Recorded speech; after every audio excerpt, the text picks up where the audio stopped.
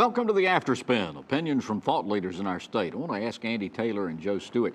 Last Monday's debate between Hillary Clinton and Donald Trump featured a new format where the moderator asks a question and both candidates have 2 minutes to answer, but then the candidates can debate back and forth between themselves.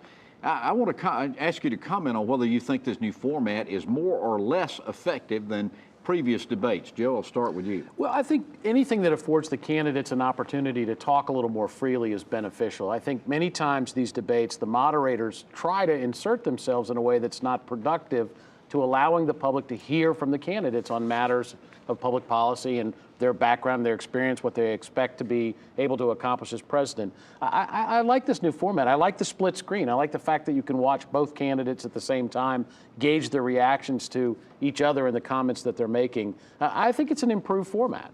Andy? I tend to agree with Joe, although if I had a criticism, it would be that they didn't cover as much ground as perhaps I would have liked. There were a number of important issues that weren't even touched upon, immigration, healthcare, for example. And if you'd had a moderator picking up the pace and asking more frequent and pointed questions, you would have got to that. Although having said that, of course, candidates tend to often ignore the question that they're asked anyway. They answer the question they want to answer. Exactly. So I think on the balance, with that caveat, I agree with Joe, and I like the new format. All right, so I want to ask you then, with that, there was a lot of discussion about the proper role for a moderator in these debates. Some believe the moderator should actually fact check the candidates and call them out when they're wrong. Others believe that it's up to the opponent to fact check the other candidate.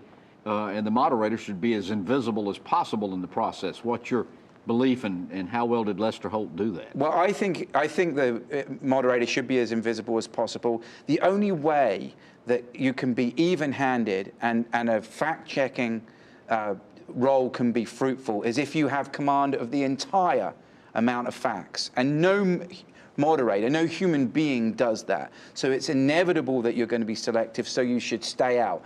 And Holt did a pretty good job, but there were a couple of occasions, both with regards to Donald Trump, where he did fact check, for example, on Trump's position on the Iraq war. So, and on stop and frisk as well. And on the first one, he was correct, I think. But in the second one, not perhaps so much. You can argue a little bit about it, but I don't think he was quite so strong on. So I would say stay out and don't fact check, because no one can be a perfect fact checker. Joe?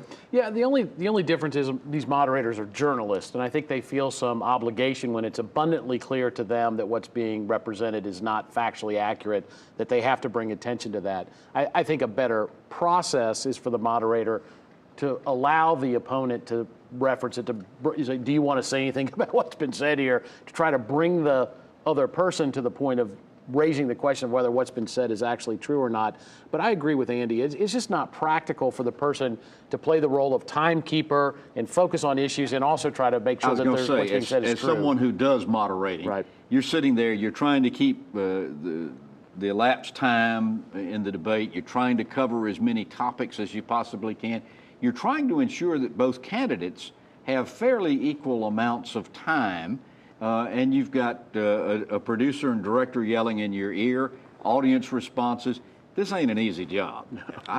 My personal feeling is I thought Holt did a pretty good job of this thing. I think by and large he kept himself in the role appropriately. Yeah, and I did note the couple of instances, and it did appear that it was slanted more toward Trump. Well, and when he did follow-ups as well, that was really supposed to put the candidate on the back foot, it was generally Trump on birtherism, on his position, on his previous views that he's had about women, those kinds of things. It was him, and whereas there wasn't really the follow-up so much with Clinton. There was no follow-up on the email. Of course, you could say that maybe Trump should have done more on that. But I think Holt did a pretty good job, but where he showed his hand, he showed it in favor of Clinton.